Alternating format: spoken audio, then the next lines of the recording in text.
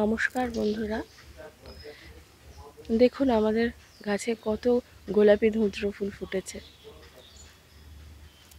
পুরো ভরে গেছে। প্রায় 150-200টা হবে, এত ফুল ফুটেছে।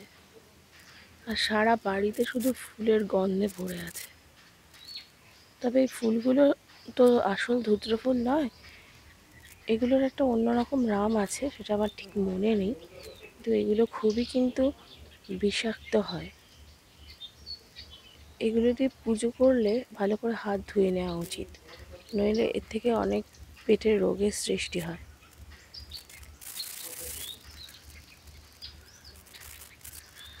আপনারা বলতে পারেন তাহলে আমি কেন গাছটা লাগিয়েছি।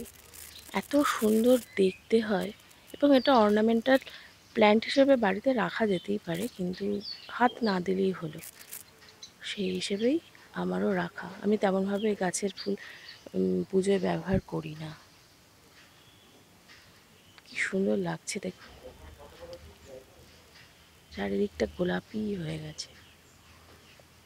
আমি জেনে শুনে বিষ করেছি পান, প্রাণের আশা ছেড়ে সপেছি প্রাণ। আমি জেনে শুনে